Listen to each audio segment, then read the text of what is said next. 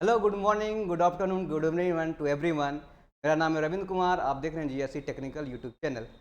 तो बात करते हैं बच्चों सीने की। अगर मैं बात करूं हीरो होंडा की, आप लोगों ने बचपन से हीरो होंडा की व्हीकल देखी होगी और आपके मन में ये आ रहा होगा हीरो और होंडा क्यों अलग हो गए। तो बात करते हैं इस पर, बहुत चर्चा करते हैं, यहाँ चर्चा का विषय बनता है यहाँ पर। तो चलिए देखते हैं। आपके साथ 1980 की बात करेंगे तो उस समय जो इंडियन मार्केट में टू व्हीलर की बहुत ही कमी थी, किसी को जान भी नहीं था कि इसमें टू व्हीलर क्या होता। अगर किसी जानता था बच्चों तो उस समय बजाज की एक फेमस कंपनी होती थी चेतक, और इसका नाम है स्कूटर। ठीक है। तो 1980 के दशक में देखा जाए तो टू व्हीलर की बात करेगा तो ओनली टू स्ट्रोक इंजन जिसका बेस होता था बच्चों, ये क्या था आपके पास, बजाज चेतक। यानी बजाज एक कंपनी है जो हमेशा कैप्चर की थी।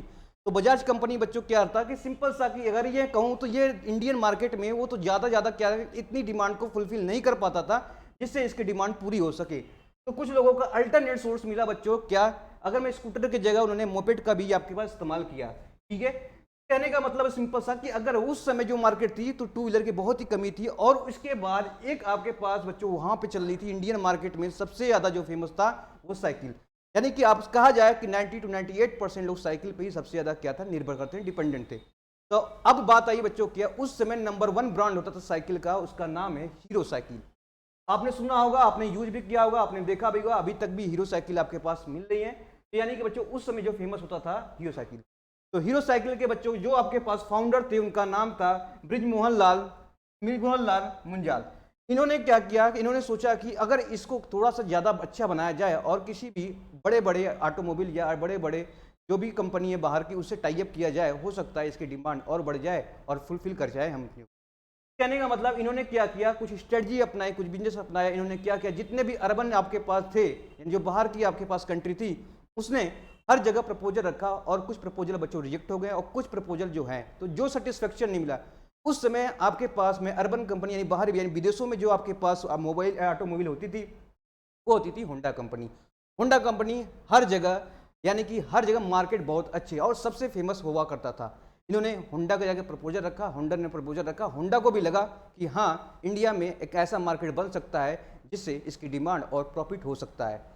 तो होंडा के पास अच्छी अच्छी टेक्नोलॉजी थी और हीरो के पास इतनी अच्छी टेक्नोलॉजी नहीं थी। इन्वेस्ट करने के लिए इनके पास कुछ पैसे थे पर टेक्नोलॉजी नहीं थी। तो उन्होंने होंडा का क्या प्रपोजल यानी एमयू साइन किया।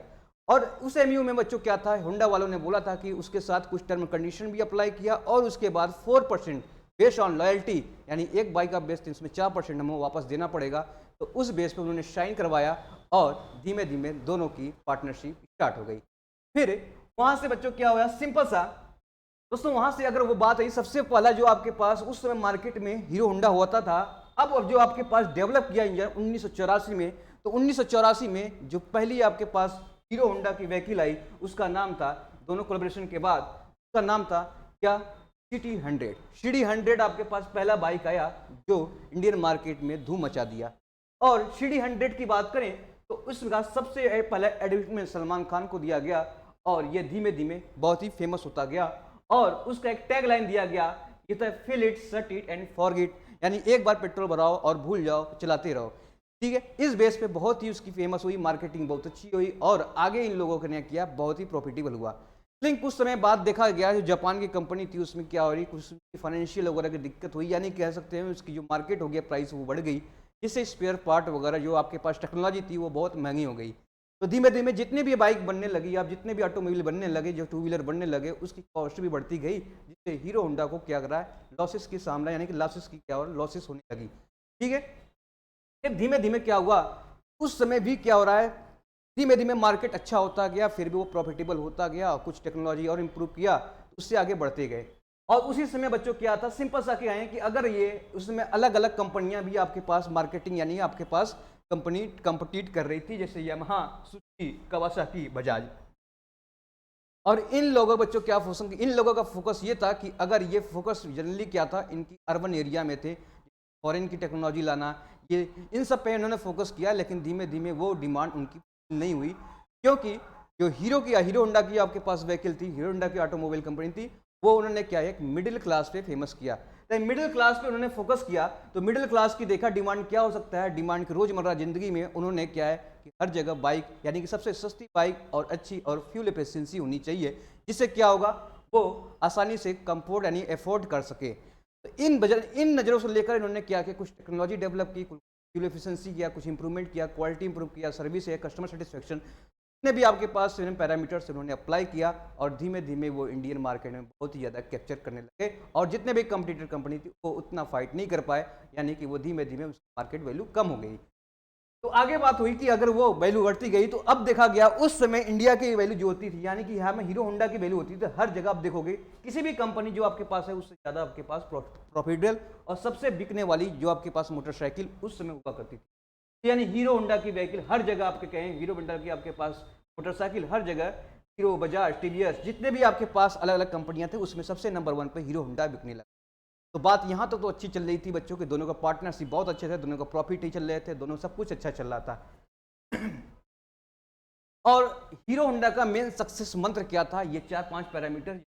एक तो बच्चों क्या है कि उन्होंने बेस्ट वेस्ट यानी मिडिल क्लास पे फोकस किया और रीजनेबल प्राइस में क्या किया, एक सिंपल सा एकदम क्या निकाल दिया बच्चों, ये निकाल रखा यानी 2 व्हीलर निकाला। उसके बाद फोकस मिडिल क्लास पे फोकस किया, फ्यूल एफिशिएंसी फोकस किया, वैरायटी पे कि अलग अलग वैरायटी, जितने भी होंडा की गाड़ी की नहीं एक ही वैरायटी चल रही, वो अलग अलग वैरायटियों को उन्होंने क्या किया, इंट्रोड्यूस किया। क्वालिटी इंप्रूवमेंट की और कस्टमर सेटिस्फेक्शन, मतलब क्या कस्टमर सेटिस्फेक्शन का मतलब हुआ बच्चों कि अगर वो क्या कर रहा है, यानी कि यह सिंपल सा है कि आपके पास जो भी स्पेयर पार्ट हो इजीली अवेलेबल हो जाए, जिससे क्या हो रहा है आपकी जो आपकी रोजमर्रा जिंदगी है वो प्रॉपर तरह से चले जाए। तो इन सब पैरामीटर पे काम किया जिससे आपका हीरो होंडा बच्चों आपके टू व्हीलर साइकिल वो हमेशा क्या हुआ, 2 व्हीलर मोटरसाइकिल बहुत ही ज़्यादा सक्सेस हुआ और सक्सेस होता चला गया। फिर बात आई बच्चों सिंपल सा कि अगर वो हीरो होंडा जो आपके पास कुछ जैसे जैसे कंपनी बढ़ती गई, हीरो होंडा जो आपके पास वो सोचा कि मैंने एक अलग से बाइक निकालता हूँ या इंडिया में अलग मार्केट बनाता हूँ जो एमयू के खिलाफ था। तो होंडा वालों ने क्या किया, उन्होंने क्या किया 100% यानी 2 व्हीलर की बात की तो 100% स्टेक किया। आपने क्या किया कि एक 2 व्हीलर कंपनी इंट्रोड्यूस किया। कहाँ पे इंट्रोड्यूस किया, ठीक है, तो एक प्लांट लगाया हरियाणा में, वहां से 2001 में होंडा ने अपना खुद का 2001 में 100% सब्सिडी से बच्चों क्या किया, वो एकदम मोटर व्हीकल उन्होंने लॉन्च कर दिखा। और इससे देखा कि अगर मोटर हीरो होंडा वाला देखा जो भी है, क्योंकि उसकी हीरो होंडा क्या है जो मार्केट वैल्यू आ रही उसमें से पैसे कमा रहा है और वापस उसको भी दे रहा है और वापस वो 2 जगह, यानी कहने का मतलब है होंडा ने 2 जगह मार्केट बना लिया। एक तो हीरो होंडा से कोलैबोरेशन था और उसके बाद क्या था, वो खुद की अपनी बिजनेस पूरी भारत में स्ट्रेटजी अपना रहा था कि एक स्टेबिलिटी मार्केट बन जाए जिससे क्या हो दोनों तरीके से प्रॉफिट आए। तो धीमे धीमे हीरो होंडा को ये लॉस होता गया। ऐसी चीज़ों को लेकर देखा गया कि अगर ये सब चलता रहा तो होंडा आगे निकल जाएगा, हीरो होंडा पीछे रह जाएगा और जो एमयू शाइन किया गया था उसका क्या रह जाएगा। फिर धीमे धीमे कुछ टेक्नोलॉजी अपना हीरो भी अपना क्या अप्लाई किया, हीरो भी अपना क्या एक प्लांट बैठाया, कुछ रिसर्च एंड डेवलपमेंट किया चीज़ों को लेकर और जितने भी रिव्यू और इनका फीडबैक लेते हुए अपना एक सीक्रेट एजेंसी से सीक्रेट अपना क्या करा काम करता रहा। उस समय जब आप क्या देख रहे हैं, उस समय 2001 के बाद होंडा ने अपना एक व्हीकल लॉन्च किया जिसका नाम था क्या नाम था, होंडा एक्टिवा। होंडा एक्टिवा उस समय सबसे ज़्यादा फेमस हुआ और होंडा एक अपने आप में सबसे नंबर 1 कंपनी बनती गई, जिससे हीरो होंडा को लॉसेस होने लगे। क्योंकि होंडा उधर देख रहा है, होंडा का आपके पास क्या था, स्टेक मार्केट इसमें भी लगा हुआ था हीरो होंडा में और खुद की कंपनी रही। तो एक्टिवा आपके पास एक मार्केट बनता गया और ज़बरदस्त इसकी क्या हो रही बिक्री होती गई और सेल्स यानी मार्केट प्रॉफिटेबल होता गया।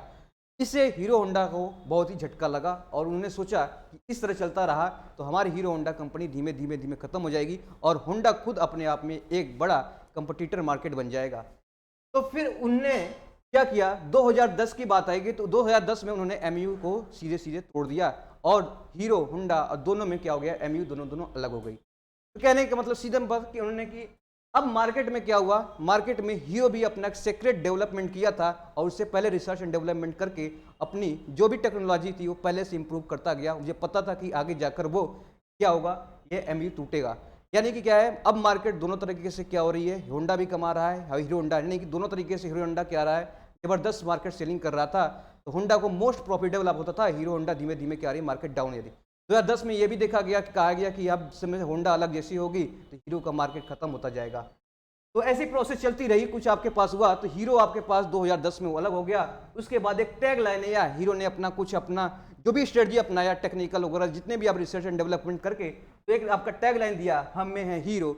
वहाँ से हीरो आप क्या एक टैग लाइन यानी कि एक लोगों के साथ स्टार्ट किया और धीमे धीमे अपनी टेक्नोलॉजी अपनी रिसर्च एंड डेवलपमेंट इंप्रूव करती गई और धीमे धीमे मार्केट में कुछ बाइक जो हैं आपके पास इंप्रूवमेंट करके, यानी कहने का मतलब है सिंपल सा कि जो पहले बाइक थी उसी को क्या किया, न्यू टेक्नोलॉजी से तो अपने पूरे हीरो नाम से क्या किया, वो डायरेक्टली क्या किया, लॉन्च किया। लेकिन मार्केट एक बार बनता गया, चाहे इसका भी मार्केट है, इसमें कस्टमर सेटिस्फेक्शन, क्वालिटी और आपके पास मिडिल क्लास पे फेमस यानी फोकस करते हुए इन्होंने क्या किया, रीजनेबल प्राइस में अपनी क्वालिटी डेवलप की गई और बाइक को ऐसे डेवलप किया और धीमे धीमे लोग इसको पसंद भी करते गए और मार्केट अच्छा होता गया। तो धीमे धीमे आते समय में आपके पास कई वैरायटी ऑफ हीरो ने क्या किया, निकाला।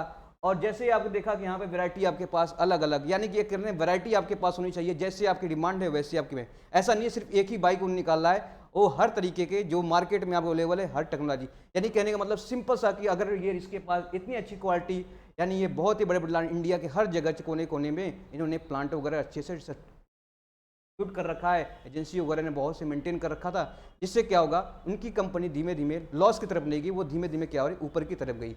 तो अब हीरो होंडा की बात करेंगे, जहां पे होंडा अपने आप को मार्केट बना रहा था, अब हीरो अलग होने के बाद कुछ मार्केट उस समय डाउन हुआ, लेकिन जैसे ही आपके पास कस्टमर इसकी सेटिस्फेक्शन होते गए, स्पेयर पार्ट हर जगह अवेलेबल होते गए, हर चीज़ उन्होंने मार्केटिंग वजह देखी, तो धीमे धीमे क्या हुआ, इसकी ब्रांडेड वैल्यू और बढ़ती गई। क्योंकि सबसे ज़्यादा बच्चों को क्या जरूरत होता है रोजमर्रा की ज़िंदगी में, एक मिडिल क्लास आदमी को ऐसी व्हीकल की जरूरत होती है जो कम दाम में अच्छी पिकअप यानी अच्छी फ्यूल एफिशिएंसी दे पाए। तो इन्होंने ये फोकस किया और यहाँ पे क्या हुआ, डेवलप हुआ।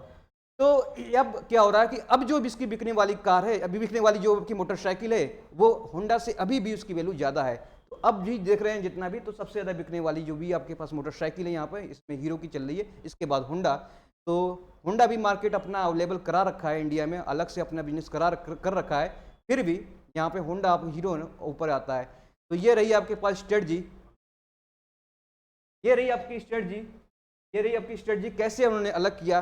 तो कुछ कन्फ्लिक्ट हुए दोनों के बीच में और ये देखा गया कि होंडा ने क्या किया था, दोनों तरीके से मार्जिन कमा रहा था बच्चों। एक तो सिंपल सा कमा रहा था कि आपके पास जो आपके ब्रांड ज्वाइन किया था, हर 4% पर उसको 4% लॉयल्टी देनी पड़ती थी, और उसके बाद होंडा ने अपना अलग से कंपनी कर रखा था।